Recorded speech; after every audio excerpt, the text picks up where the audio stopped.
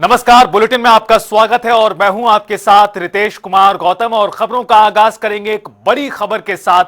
बड़ी खबर आपको बता दें, दिल्ली कार ब्लास्ट मामले में चारों आरोपियों की पटियाला हाउस कोर्ट में पेशी,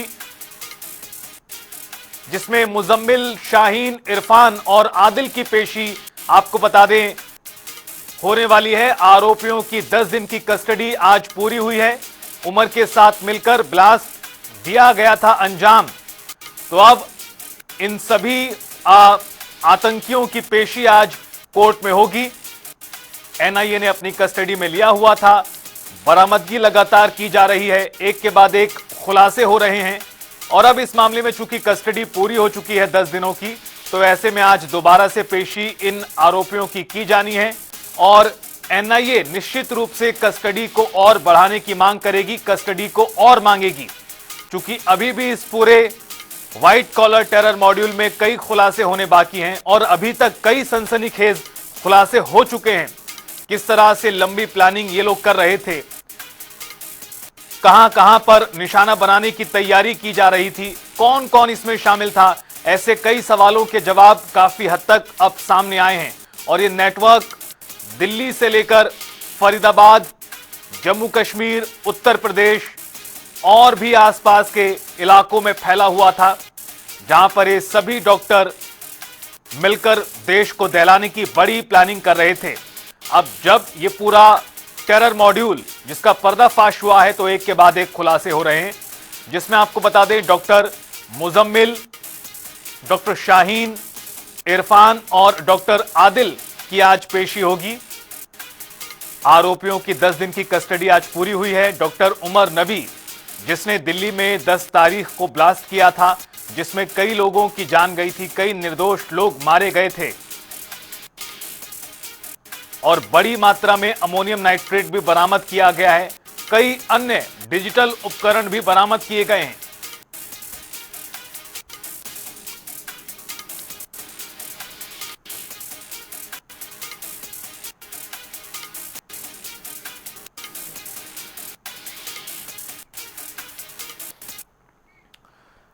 दिल्ली ब्लास्ट केस में एनआईए की जांच लगातार तेज है। अल फलाह के 30 डॉक्टर्स के बयान दर्ज किए हैं नेशनल इन्वेस्टिगेशन एजेंसी ने। सभी से आतंकी उमर के बारे में सवाल किए गए। उमर चुनिंदा लोगों को ही अपने कमरे में बुलाया करता था।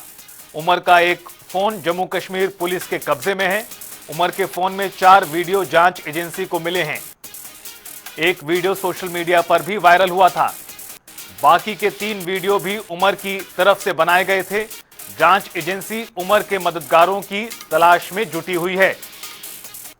तो जिस तरह से इस मामले में जांच लगातार जारी है, नेशनल इन्वेस्टिगेशन एजेंसी की कई अहम खुलासे हो रहे हैं। और जिस तरह से बीते दिनों एक चैट सामने आई थी इन आतंकियों की, जिसमें ये तमाम डॉक्टर आदिल अपनी सैलरी एडवांस में मांग रहा था ताकि विस्फोटक सामग्री को खरीद सके।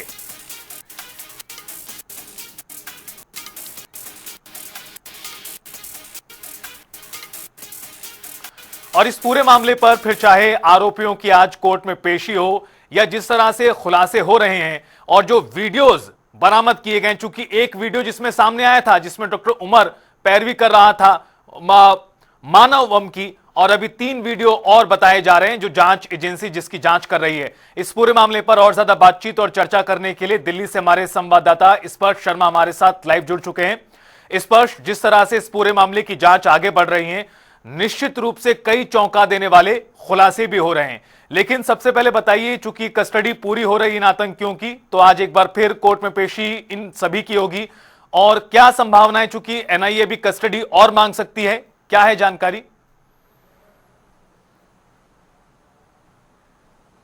चारों आरोपियों को देखिए, लाया बिल्कुल गया है। फिलहाल पटियाला हाउस कोर्ट इन चारों आरोपियों को लाया गया है। शाहीन की बात की जाए, आदिल, मुजम्मिल, इरफान, ये चारों इस वक्त जो है कोर्ट में मौजूद हैं और एनआईए फर्दर कस्टडी इन तमाम जो है चारों आरोपियों की जो है मांगेगा कि क्योंकि और जो है छानबीन अभी जो सुरक्षा एजेंसीज हैं उनको इनसे करनी है।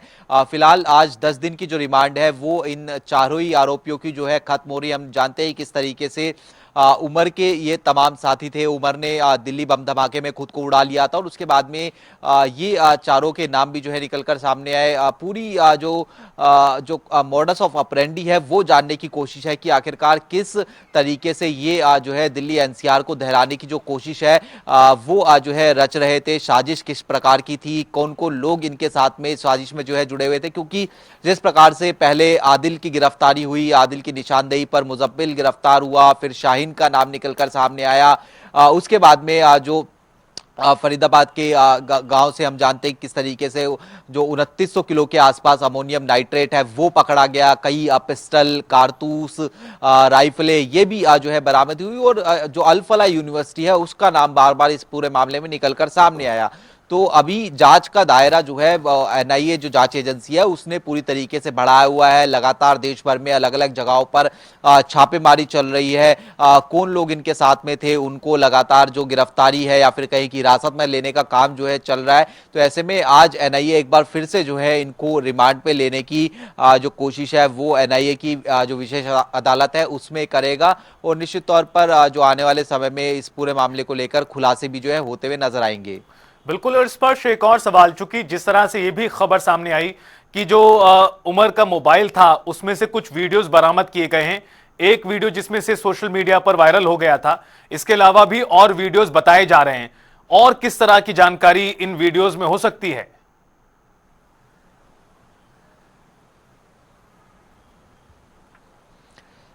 देखिए जिस प्रकार से एनआईए लगातार दबिश कर रही है, न केवल एनआईए बल्कि जो अन्य एजेंसीज हैं वो भी लगातार जो है दबिश अलग अलग जगहों पर कर रही हैं और चूंकि इन लोगों के साथ में जुड़े हुए जो लोग थे उनकी भी छानबीन पूरी तरीके से की जा रही है और इन लोगों के जो इलेक्ट्रॉनिक गैजेट्स थे, चाहे वो मोबाइल की बात की जाए या लैपटॉप्स की बात की जाए, फिर अन्य इलेक्ट्रॉनिक गैजेट्स की बात की जाए, उनकी गहनता के साथ में जो छानबीन है वो की जा रही है और उसमें ये निकल कर सामने आ रहा है कि न केवल एक वीडियो जो सोशल मीडिया पर जो है काफी वायरल हुआ था जिसमें वो किस तरीके से सुसाइड बॉम्बिंग को जस्टिफाई करने का जो काम है वो कर रहा था, बल्कि उसके अलावा भी कई ऐसे जो वीडियो है वो जो है जांच एजेंसियों को प्राप्त हुए हैं।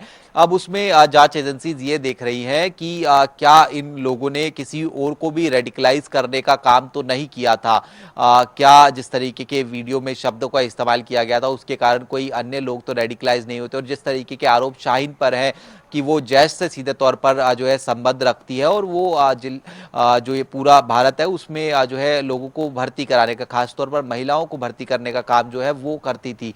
तो ऐसे में इन लोगों के पास में किस तरीके से मैसेजिंग हुआ करती थी, क्योंकि कई सारे जो सोशल मीडिया ऐप्स है उनका इस्तेमाल जो है इन लोगों के द्वारा किया गया था ताकि प्राइवेटली जो चैट्स हैं वो जो है सीधे तौर पर की जा सके। उनकी छानबीन जो है फिलहाल सुरक्षा एजेंसीज कर रही हैं। मनी ट्रेल पता लगाने की कोशिश है कि इनको किस तरीके से जो पैसे हैं वो मिलते हुए नजर आ रहे थे। पैसों को लेकर ये भी जानकारी आई थी कि बीच में इन लोगों के बीच में विवाद भी हुआ था।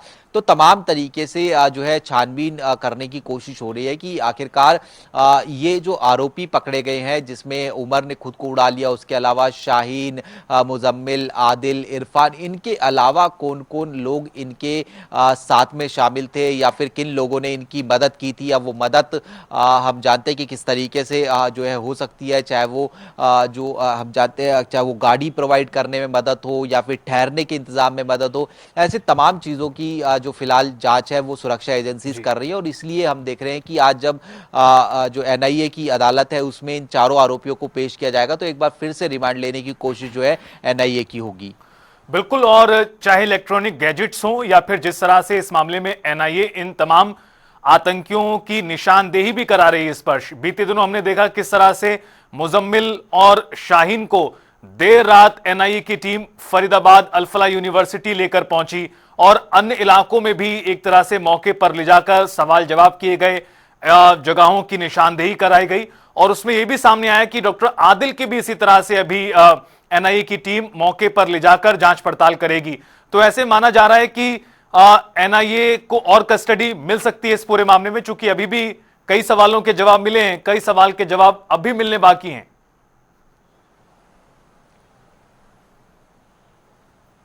बिल्कुल देखिए कोर्ट में जो इन लोगों की पेशी होगी तो जो एनआईए की तरफ से वकील है वो निश्चित तौर पर ये बातें रखेंगे कि किस तरीके से अभी जो पूरी जांच है वो पूरी नहीं हुई है। जांच का दायरा चूंकि इस पूरे मामले में व्यापक है और इसलिए जो है फर्दर इन्वेस्टिगेशन के लिए उनको अभी इन लोगों की और ज़्यादा जो कस्टडी है वो चाहिए। और जिस प्रकार से जैसा कि फरीदाबाद इस जो पूरी घटना में एक सेंटर के तौर पर निकलकर सामने आ रहा था, बल्लभगढ़ की बात करें जो है तो अल-फलाह यूनिवर्सिटी से किस तरीके से लोग जुड़े हुए थे, क्या इन लोगों को मौका जी। वारदात पर लेकर जाया जाए, ऐसे तमाम जो पहलू हैं वो एनआईए के जो वकील है कोर्ट रूम में जो है रख सकते हैं। और उसके बाद में कितने दिन की रिमांड जो है एनआईए को मिलेगी ये देखने वाली बात रहेगी। बिल्कुल देखना महत्वपूर्ण होगा कितने दिनों की रिमांड मिलती है एनआईए को। एक बार फिर से बहुत शुक्रिया आपका इस पूरी खबर पर विस्तार से जानकारी साझा करने के लिए।